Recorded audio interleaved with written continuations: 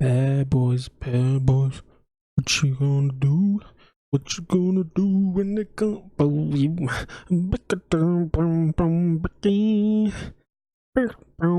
I'll say Bad Boys for Life. A lifetime too late. Let's just start off. There's gonna be a lot of spoilers, so if you care, then don't stick around. Next, some of you might not like this review. The Rotten Tomatoes user score is pretty high. I only honestly care about the user reviews, so me being so far away from the norm kind of makes me feel on the edge of this thing. So, Bad Boys for Life, starred by Will Smith and Martin Lawrence, is the third movie in the buddy cop trilogy. It takes place 25 years after the first movie and 17 years after the second, both IRL and in-game. In my opinion, this movie is a decade too late. They really missed the mark on this one. Not completely cynical, but I did enjoy the first two. And maybe it's just nostalgia, but I might have enjoyed this one if it came out in 2011. It falls in the new movie trap that it needs a huge life-changing plot twist that completely tosses away the other two movies. They completely forget where they've come in an effort to appeal to a newer generation, those of which barely knows what Bad Boys even is, and they try to be more than they are and fail at doing so. It begins in Mexico, where a crazy woman escapes from prison by killing a woman and stuffing her body in a washing machine, all on camera. Then disguises herself as a policewoman because no one noticed the obvious high-profile prisoner stuffing another person in the washing machine and stealing her clothes. She gets carted away, and her son, who looks like Mexican J. Cole, kills the ambulance drivers. She escapes and creates a plot to kill all that hurt her family, including Will Smith. But he needs to die last so he can suffer. Cut to Miami, seeing the two main characters racing to who knows where, endangering the lives of everyone just to go to the hospital so Martin Lawrence can see the birth of his first grandchild.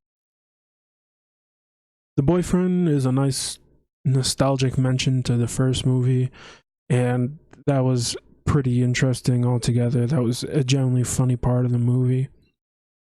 The nostalgia of the old movies are pretty much what keeps this entire thing afloat. Then we arrive at a bar where everyone's celebrating his grandchild's birth because people do that? They celebrate another grandchild's birth at a club. Lieutenant shows up with literally a badge around her neck because we don't realize she's a cop, even though they say it in their own dialogue. Then we have the main characters race down a sidewalk, and Will Smith gets shot by Mexico. A very, very cool, might I add, by one guy, a blacked out motorcycle surrounded by cops, and does a little cool endo trick on his bike as he shoots and speeds off. Now Will Smith is fighting for his life. All this is happening, and Mexico is taking out all the targets one by one. And he needs to save Will for last because he needs to suffer. At no point in the movies does Will or anybody mention the guy's dying, and what would be the point if Will is suffering? He's clearly not, because he's not scared about anything that's happening. I mean, he did get shot, but he just wants to find them more. I don't understand. After a scene where his daughter gets married, after 17 years with her boyfriend, might I add, we get a heartfelt scene where Martin retires and Will is an asshole.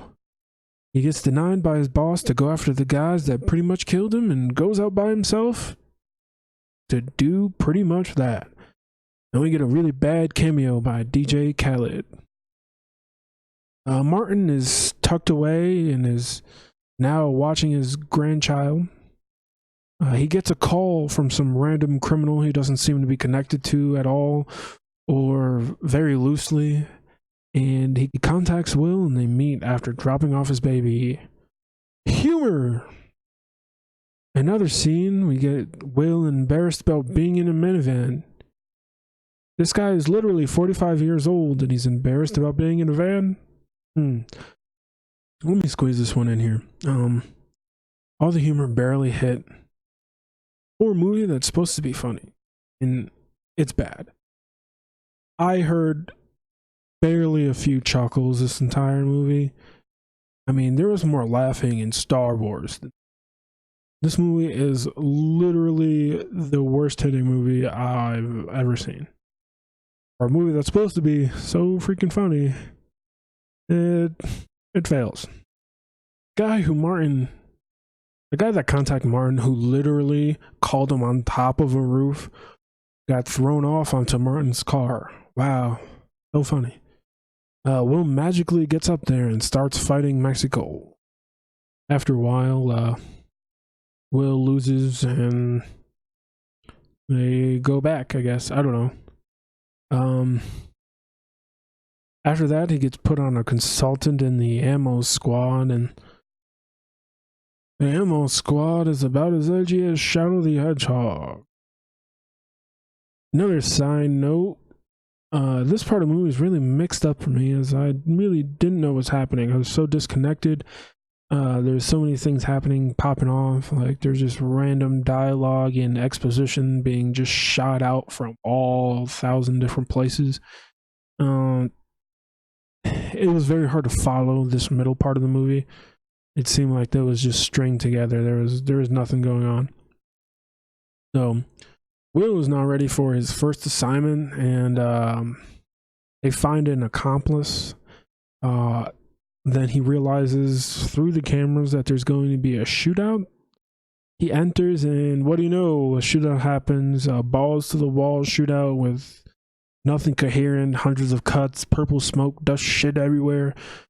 The guy they came for gets impaled, and Will desperately wants to figure out what's going on. I think maybe he'd step back and maybe have a moment of clarity. But nah, this is Bad Boys for life, and life is a joke.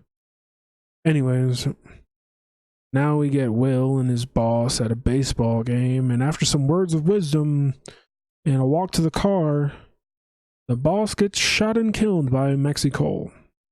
Now, Mexico, the same guy that killed the ambulance drivers and probably hundreds of people, says, "I won't kill any innocents." What? You won't kill any innocents? That makes no sense. You are literally a killer. Whatever, the plot must go on. This brings the two together and they hunt down the killer. Their first shakedown is helped by the ammo squad, and this squad is trash. The characters are completely one-dimensional, barely have any dialogue, say random shit, and I don't know. This movie feels like it's appealed for a 16-year-old kid, but a 16-year-old kid can't go and see this movie because there's so many F words and H-bombs and XXL bombs. I don't know. They just say so much crap throughout this movie that it obviously got rated R. You know, it's obviously rated R. So why are you doing all this? So they try and take down a connected guy, and there's a chase scene. Martin, who once prayed to God about never causing violence, is now shooting a machine gun down the street, killing bad guys. Obviously, the main guy escapes, and the older guy that they were doing this whole thing for gets shot, and Will gets a realization. Mexico is his son. Where they come up with this plot is dumb as hell. I don't know how he gets a son out of anywhere from this. They literally just brought it up out of nowhere, and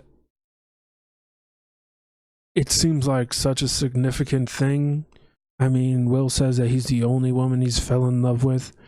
Like, Unless it literally takes 1 week to hold a trial in Mexico and no one ever talks about anything that has ever happened after the trial, then why the hell wasn't any person informed? This was like seriously the biggest plot hole in the entire movie. It's ridiculous how they overlooked this, or they made a plot literally based on this thing. I really don't understand. So Will goes to Mexico along with Martin, and they have a weird airplane scene, and scene was decent. It's pretty funny, I guess. Not really many laughs, but it was okay. So they go to Mexico. They meet up with Ammo. They have the big bad fight, and the big bad woman dies. Mexico,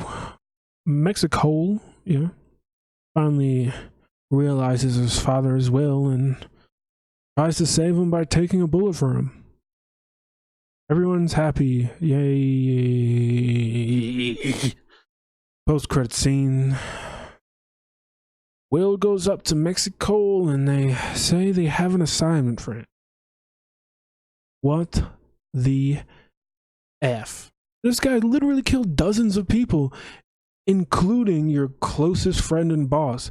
But nah, he's my son. That makes no freaking sense. This guy is a trained goddamn killer. Oh wait, but you are too. Oh wait, and Martin is too. Oh wait, everybody is too. So I guess really, honestly, life is a joke. Like, I cannot believe this movie is getting more praise. There's so much pandering. It's dumb. It's barely coherent. It's just... It's a ridiculous movie. It's just really flashy. It's kind of like a freaking... Oh, it's kind of like a Michael Bay movie without the super explosions. It's worse than a Michael Bay movie. I liked that other dumb Ryan Reynolds fucking movie that came out on Netflix like a month ago. I liked that more than I like this goddamn movie.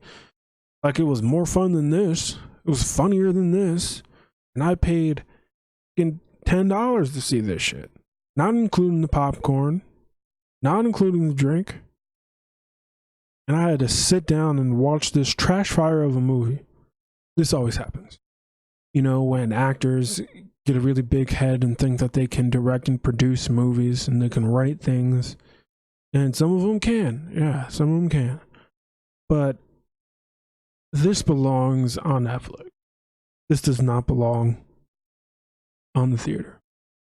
And honestly, no wonder it's coming out in freaking January, because this movie would not do it at any other time in the future.